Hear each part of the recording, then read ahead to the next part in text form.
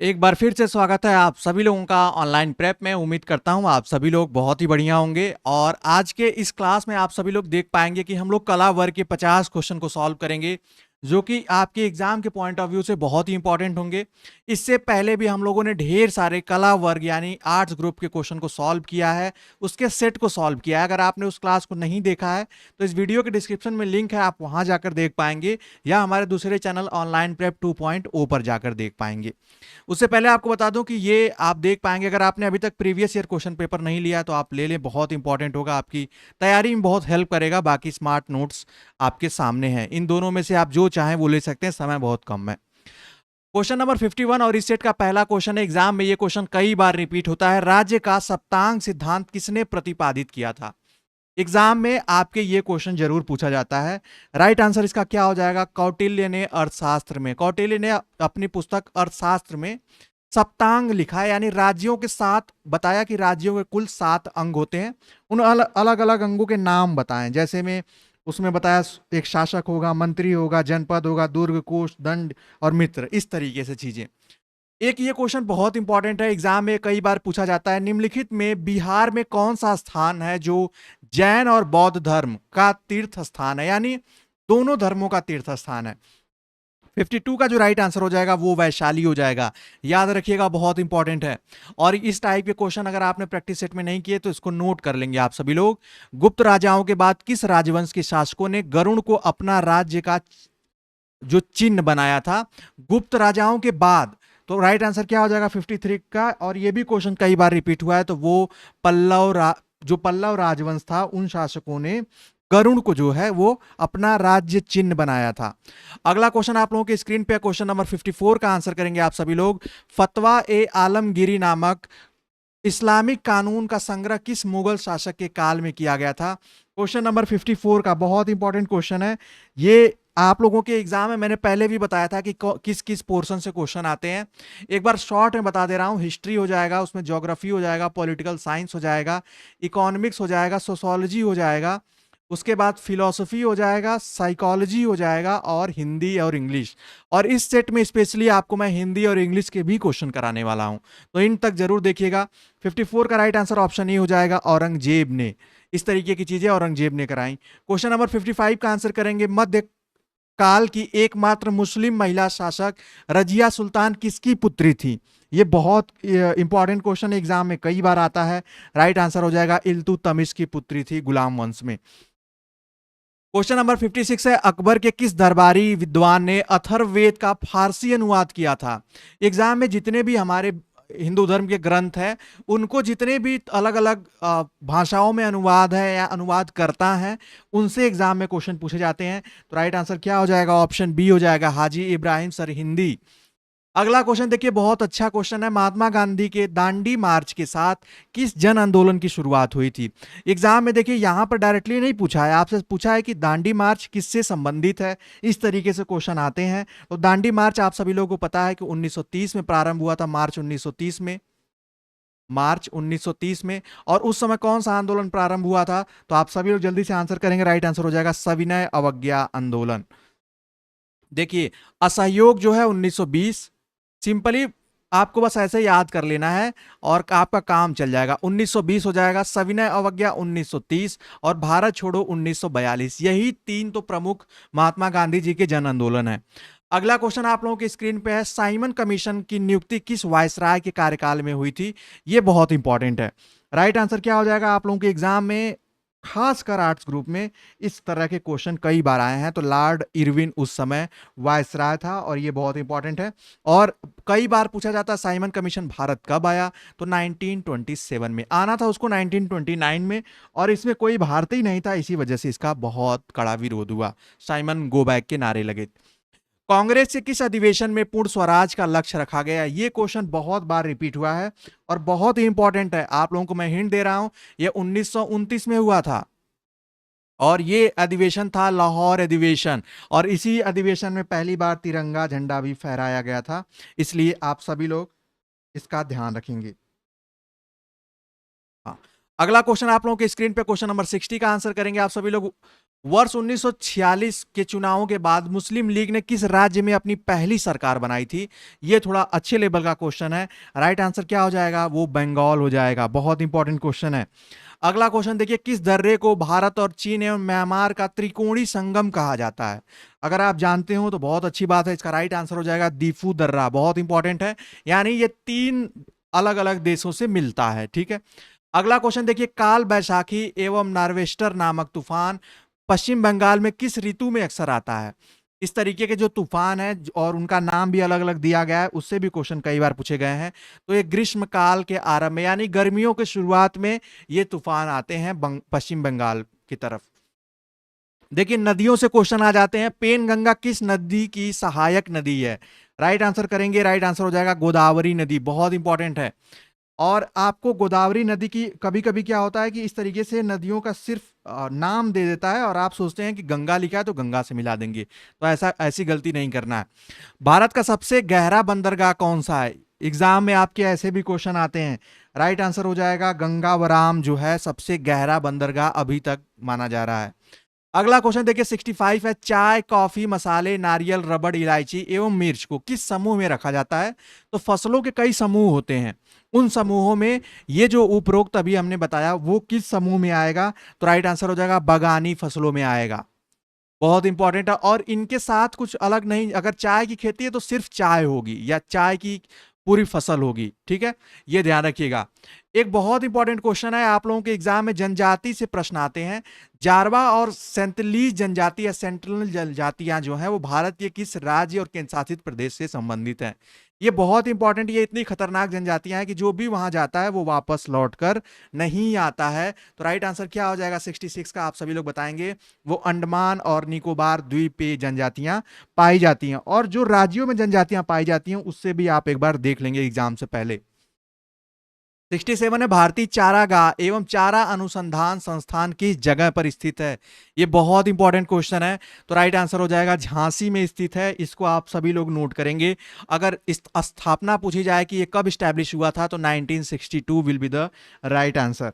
अगला क्वेश्चन देखिए 68 है, बेतला राष्ट्रीय उद्यान किस राज्य में स्थित है? जितने भी राष्ट्रीय उद्यान है उसको याद करके जाइएगा। राइट आंसर हो जाएगा झारखंड में। ओजोन परत किसमें पाई जाती है? देखिए, ये क्वेश्चन कितनी बार रिपीट होता है, कभी कभी तो एग्जाम में 2 बार आ जाता है, अलग अलग तरीके से पूछता है। तो ओजोन जो परत है वो पृथ्वी समताप मंडल यानी स्ट्रेटोस्फीयर में, देखिए यहां पे समताप मंडल भी लिख सकता था लेकिन स्ट्रेटोस्फीयर लिखा है, तो ये याद रखिएगा, दोनों टर्म आप याद रख लीजिएगा। सम ताप मंडल। ठीक है। अब यहां पे देखिए इंग्लिश को ही बस हिंदी में लिख दिया, स्ट्रेटोस्फीयर, आइनोस्फीयर, मेसो या ट्रोपो। तो ओजोन को आइनो से आप प्लीज ना मिलाएं। राइट आंसर ऑप्शन ए हो जाएगा। अगला क्वेश्चन आप लोगों के स्क्रीन पे बहुत इंपॉर्टेंट है, सौर मंडल में कौन सा ग्रह सूर्य निकलने से 2 घंटे पहले दिखाई पड़ता है? एग्जाम में ये भी क्वेश्चन पूछा गया। राइट आंसर ऑप्शन बी हो जाएगा, शुक्र ग्रह। ठीक है। अगला क्वेश्चन आप लोगों के, इसीलिए इसको भोर का तारा या सांझ का तारा कहते हैं। क्वेश्चन नंबर 71 का आंसर करेंगे। भारत में एक विधेयक संसद का अधिनियम, भारत में एक विधेयक जो है संसद का अधिनियम बन जाता है कब? आप सभी लोग आंसर करेंगे। तो राइट आंसर क्या हो जाएगा? देखिए यहां पे लिखा है जब विधेयक राज्यसभा से पास हो जाए। तो क्या सिर्फ राज्यसभा से पास हो जाने पे हो जाएगा? तो बिल्कुल नहीं। जब विधेयक लोकसभा से पास हो जाता है? बिल्कुल नहीं। यहां पे लिखा है जब लोकसभा दोनों से पास हो जाए, तब तक नहीं होगा जब तक कि, हालांकि ये ज्यादा सही रहता है कि यहाँ पे तीनों लिखा होता है एक ही ऑप्शन में, लेकिन फिर भी हम लोग ऑप्शन सी को करेंगे कि जब पहले या लोकसभा में पास हो या राज्यसभा में, इन दोनों में होने के बाद, वो राष्ट्रपति की सहमति के बाद वो अधिनियम बन जाता है। तो राइट आंसर ऑप्शन सी होगा। एक बहुत इंपॉर्टेंट क्वेश्चन है, केंद्र और राज्य के बीच विधायी शक्तियों का बंटवारा संविधान के किस अनुसूची में है? बहुत इंपॉर्टेंट है। अनुसूची याद करने के लिए tears of old PM trick मैंने बहुत बार बताया है। राइट आंसर क्या हो जाएगा? ऑप्शन ए, 7वीं अनुसूची में है। अगला क्वेश्चन आप सभी लोगों के स्क्रीन पे है। हाँ, आप सभी लोग आंसर करिएगा। बहुत अच्छा। 108वां संविधान संशोधन किससे संबंधित है? आप लोगों के एग्जाम में संविधान संशोधन से भी प्रश्न आते हैं, उसको भी जरूर देख लेंगे। और मैंने पिछले सेट में जब कराया था तो आप लोगों ने देखा होगा कि उसमें समाजशास्त्र और राजनीति विज्ञान के भी प्रश्न थे, लेकिन कभी कभी क्वेश्चन पेपर अलग अलग तरीके से भी बनता है। तो इसका राइट आंसर हो जाएगा संसद एवं राज्य विधानसभा में महिलाओं के लिए 1/3 आरक्षण प्रदान करना। राइट आंसर ऑप्शन बी हो जाएगा। 74 का आंसर करेंगे, संविधान के किस अनुच्छेद में राज्य के महाधिवक्ता की नियुक्ति, कार्य एवं कार्यकाल का वर्णन है। महाधिवक्ता का मतलब सरकार की तरफ से जो सबसे बड़ा वकील हो या कानून वेत्ता हो। राइट आंसर क्या हो जाएगा 74 का? ऑप्शन ए हो जाएगा, अनुच्छेद 165 में। अगला क्वेश्चन देखिए, संविधान सभा की सलाहकार समिति के अध्यक्ष कौन थे? तो ये एग्जाम में क्वेश्चन आप लोगों के कई बार पूछा गया है। तो राइट आंसर क्या हो जाएगा? सरदार वल्लभ भाई पटेल। जो भी छोटी छोटी कमेटियां हैं उनके क्वेश्चन, उन उससे रिलेटेड जो भी उनके अध्यक्ष हैं उसको एक बार आप लोग जरूर देकर एग्जाम में जाइएगा। अगला क्वेश्चन आप लोगों के स्क्रीन पे है, 76 है, सरदार सवर्ण सिंह समिति की रिपोर्ट आने के बाद किस संविधान संशोधन के तहत मौलिक कर्तव्य भारत के संविधान में जोड़े गए थे? राइट आंसर क्या हो जाएगा? बहुत ही सिंपल, बहुत ही साधारण सा प्रश्न है, वो हो जाएगा 42वां संविधान संशोधन यानी कॉन्स्टिट्यूशनल अमेंडमेंट 1976। और ये किस में जोड़ा गया था मौलिक कर्तव्य? तो 51 के ए में, आप लोग जानते होंगे। अगला क्वेश्चन आप लोगों के स्क्रीन पे है, क्वेश्चन नंबर 77। इसको देखिए, बहुत इंपॉर्टेंट है। भारत में स्थानीय स्वशासन की त्रिस्तरीय प्रणाली में से कौन सा दूसरा स्तर है? यानी जो स्वशासन की, पंचायती राज की, जो आप कोई भी एग्जांपल ले लीजिए, इसमें आप नगर पालिका ले लीजिए या पंचायती राज, उसमें जो यहाँ पे हालांकि आपको वो लिखा है, लाइक ये गांव के लिए है, पंचायती राज की 3 स्तरीय प्रणाली का नाम दिया है। तो राइट आंसर हो जाएगा पंचायत समिति। सबसे नीचे होती है ग्राम सभा, फिर पंचायत, फिर जिला पंचायत। ठीक है, अगला क्वेश्चन 78 का आंसर करेंगे, भारत में राज्यों केंद्र शासित प्रदेशों की अधिकतम संख्या किस उच्च न्यायालय के अधिकार क्षेत्र में है? बहुत इंपॉर्टेंट और बहुत इंटरेस्टिंग क्वेश्चन है। तो राइट आंसर ऑप्शन बी हो जाएगा। आपको पता है पूर्वोत्तर राज्य में जितने भी राज्य हैं मैक्सिमम जो है उनकी हाई कोर्ट गुवाहाटी है, असम की। ये बहुत इंपॉर्टेंट है, लगभग 7 क्षेत्र आता है अलग अलग। 79 का आंसर करेंगे आप सभी लोग, भारत का आर्थिक सर्वेक्षण किसके द्वारा प्रकाशित किया जाता है? जो भी इस तरीके से जो फाइनेंशियल सर्वेक्षण है, सर्वे है, वो किसके द्वारा प्रकाशित किया जाता है? तो राइट आंसर 79 का हो जाएगा, वित्त मंत्रालय, फाइनेंस मिनिस्ट्री के अंडर। 80 देखिए, आप लोगों के इकोनॉमिक्स, आप लोगों के एग्जाम में इकोनॉमिक्स से भी अच्छे क्वेश्चन पूछे गए हैं। इनमें से कौन सा मुद्रास्फीति का कारण नहीं बन सकता है? यानी महंगाई से आप इसको यहाँ पे मान सकते हैं। 80 का राइट आंसर हो जाएगा, लोगों के खर्च में कमी अगर आएगी तो वो महंगाई का कारण यहाँ नहीं बन सकता है। बाकी मुद्रा में कमी आ जाएगी, उच्च प्रत्यक्ष कर बढ़ जाएगा या सरकारी खर्च की कमी, तो ये सारी चीजें मुद्रास्फीति आपको देखने को मिलती हैं। यहाँ पे नहीं पूछा था। अगला क्वेश्चन आप लोगों के स्क्रीन पे है, किसी कमेटी ने, यहाँ पे किस कमेटी होगा, ने क्षेत्रीय ग्रामीण बैंकों को उनके स्पॉन्सर बैंकों से मिलाने का सुझाव दिया था? तो यानी बैंकों से संबंधित वो कमेटी कौन सी थी? तो वो थी खुसरो कमेटी। और ये कब स्टैब्लिश हुई थी? ये भी एग्जाम में कई बार पूछा गया है इकोनॉमिक्स के क्वेश्चन में। वो 1989 से 1990 तक थी, यानी इसने रिपोर्ट 90 में पेश की थी। एम खुसरो नाम था उनके अध्यक्ष का। 82 का आंसर करेंगे, निम्नलिखित में से कौन सा प्रत्यक्ष कर है? बहुत इंपॉर्टेंट क्वेश्चन है, एग्जाम में करों के प्रकार और करों से इस तरीके से पूछा जाता है।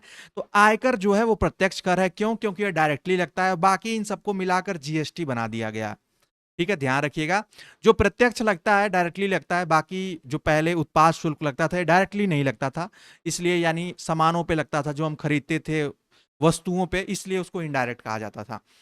अगला क्वेश्चन आप लोगों की स्क्रीन पे है, किस समस्या से निपटने के लिए नेहरू रोजगार योजना की शुरुआत या शुरू की गई थी, प्रारंभ किया गया था? ये योजना जो है 83 का देखिए रोजगार लिखा है, तो राइट आंसर हो जाएगा शहरी गरीबी के लिए। आप यहाँ पे याद रखेंगे, एक तो मनरेगा आप लोग नाम सुने होंगे, वो ग्रामीण गरीबी को दूर करने के लिए, लेकिन नेहरू रोजगार योजना जो थी ये भी 1989 से 1989 के अप्रॉक्स स्टार्ट की गई थी। इसमें शहरी जो परिवार है उनको, उनके लिए ये योजना थी, कमजोर वर्ग के लिए। अगला क्वेश्चन आप लोगों के स्क्रीन पे है, 84 है, राजकोषीय नीति किससे संबंधित है? बहुत इंपॉर्टेंट है, तो राइट आंसर सी हो जाएगा, कराधान, टैक्स और सरकारी खर्च से संबंधित। अगला क्वेश्चन 85 पे, भारत में माइक्रो क्रेडिट किस श्रेणी के अंतर्गत आते हैं? तो आंसर करेंगे क्वेश्चन नंबर 85 का, तो ऑप्शन हो जाएगा डी, गैर बैंकिंग वित्त से, फाइनेंस से। अगला क्वेश्चन आप लोगों के स्क्रीन पे है, आप देखिए हिंदी से भी आप लोगों के एग्जाम में 4 से 5 क्वेश्चन बनते हैं, इसको भूलिएगा मत आप लोग। और जो लोग आर्ट्स में हिंदी इंग्लिश अच्छी होगी उनके स्कोर अच्छे आएंगे। अब यहाँ पे 86 का आंसर आप करेंगे, उद्धार का संधि विच्छेद आप बताएं, तो राइट आंसर क्या हो जाएगा 86 का? आप सभी लोग आंसर करेंगे, बहुत ही सिंपल है, तो उत धन धार यानी हलंत, सॉरी ये हो जाएगा ऑप्शन बी हो जाएगा। और आप ये ध्यान रखिएगा हलंत लगा होना चाहिए, अगर हलंत नहीं लगा है तो गलत हो जाएगा, ये ध्यान रखिएगा। अगला क्वेश्चन है मृत्युंजय में समास कौन सा है? तो मृत्युंजय में समास कौन सा हो जाएगा? ऑप्शन डी बहुब्रीहि, मृत्यु पर विजय पाने वाला। 88 है निम्नलिखित में से शुद्ध वाक्य का चयन करिए। एक क्वेश्चन सिंपल सा ये भी आ जाता है, लेकिन कभी कभी साहित्य से क्वेश्चन आते हैं, इस चीज का ध्यान रखिएगा। तो साहित्य वाले क्वेश्चन जो है साहित्य के स्टूडेंट या आप भी उसको गेस कर सकते हैं। इसमें हो जाएगा तूफान आने का संदेह है, इसके मात्र दो कारण हो सकते हैं। मेरे घर में तुम्हारी स्वागत है, ये बिल्कुल नहीं होगा। माता पिता की शुश्रूषा करनी चाहिए, राइट आंसर ऑप्शन डी होगा शुद्ध वाक्य में। अपना हाथ जगन्नाथ का अर्थ क्या है? आप सभी लोग 89 का आंसर करेंगे, राइट आंसर हो जाएगा अपने आप से काम करना ही उपयुक्त होता है। 90 का आंसर करेंगे शांत रस का स्थायी भाव क्या है? एग्जाम में ये भी क्वेश्चन पूछे जाएंगे, तो राइट आंसर क्या हो जाएगा? ऑप्शन डी हो जाएगा निर्वेद। ठीक है, बाकी आपसे पूछा जाए रति किसका है, तो श्रृंगार रस का। वत्सल्य क्या है? वात्सल्य रस का। और जुगुप्सा जो है विभस्त रस का। अगला क्वेश्चन 91 है काली घटा का घमंड घटा पंक्ति में कौन सा अलंकार है? अब ये क्वेश्चन आप लोग ना कर पाए ऐसा तो नहीं हो सकता, राइट आंसर यमक हो जाएगा। रजनी ने पुस्तक पढ़ी वाक्य में कौन सा काल है? पढ़ी है, सॉरी, रजनी ने पुस्तक पढ़ी है, इसमें कौन सा काल है? आप सभी लोग बताना है, तो वर्तमान काल है, पढ़ी है। अगला क्वेश्चन 92 आप लोगों के स्क्रीन पे है, माता जी ने रोहित को कुछ फल दिए। अब इसमें बताना है कि जो रेखांकित पद यानी कुछ जो है वो विशेषण का कौन सा प्रकार है। तो विशेषण का ये कौन सा प्रकार हो जाएगा? वो अनिश्चित हो जाएगा। जैसे कुछ है, अगर वहां 2 रहता, 4 रहता, 1 दर्जन रहता, 1 किलो रहता, तो निश्चित हो जाता। राइट आंसर ऑप्शन सी हो जाएगा। अब देखिए इंग्लिश में कैसे क्वेश्चन बनेंगे, थोड़े से अच्छे लेवल के क्वेश्चन बन जाते हैं। The committee dash this question carefully. तो कमेटी क्या करेगी? इंस्ट्रक्ट करेगी, टेल, डिबेट्स या ऑब्जर्व। तो क्वेश्चन जो होते हैं बेसिकली वो डिबेट्स किए जाते हैं, क्वेश्चन पे बहस होती है, वाद विवाद होता है। तो राइट आंसर ऑप्शन ए हो जाएगा।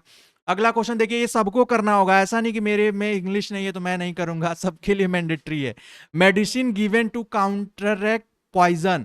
जैसे जब आपको पता होगा कि जब भी किसी के शरीर में इस तरीके से पॉइजन चला जाए या पॉइजन इंजेक्ट किया जाए, तो उसका जो एंटीडोट होता है, उस मैंने बता ही दिया, उसको एंटीडोट कहते हैं, यानी उस जहर को कम करने के लिए उसकी दवा। 96 है violation of the sanctity of the church, यानी उसके जो शुद्धता है उसको वायलेशन करने को सेरिलेज कहा जाता है, अपवित्रीकरण। 97 का आंसर करेंगे ब्लीक, यहां पे ऑपोजिट बताना है, ब्लीक का ऑपोजिट क्या होगा? 97 का आंसर करेंगे तो ब्लीक का मतलब डार्क डल होता है, तो इसका ऑपोजिट ब्राइट हो जाएगा। अमेजिंग का आपसे ऑपोजिट पूछा है, तो 98 का राइट आंसर क्या हो जाएगा? मोनोटोनस हो जाएगा, राइट आंसर ऑप्शन डी हो जाएगा। वहीं कनिंग का पूछा है आपसे कि विच best express the meaning of given word. Cunning का मतलब हिंदी में आपको धूर्त, चालाक, तो राइट आंसर यहाँ पे ए हो जाएगा, क्लेबर। और एब्रेशन का जो यहाँ पे जो वेल एक्सप्रेस्ड जो मीनिंग हो जाएगी वो डेविएशन हो जाएगी, यानी ध्यान भटकाना या ध्यान भटकना, कुछ इस तरीके से। ये थे आपके टॉप 100 क्वेश्चन आप लोगों के एग्जाम में। एक बार फिर से बता दूं कि आप लोगों के लिए बहुत सारी क्लासेस पहले से भी कराई गई हैं, उसको प्लीज इस वीडियो के एंड में जाकर देख लेंगे तो आप एक अच्छा स्कोर करेंगे, तो आपके लिए आर्ट्स पोर्शन भी बहुत स्कोरिंग हो जाएगा। और ये स्कोर आप अच्छा ला लेते हैं तो आपकी रैंक, अच्छी रैंक लाने से कोई आपको रोक नहीं सकता है। ठीक है, आज की क्लास में सिर्फ इतना ही, मिलते हैं नेक्स्ट क्लास में और भी इंपॉर्टेंट प्रैक्टिस सेट के साथ। तब तक के लिए bye bye, take care and keep watching.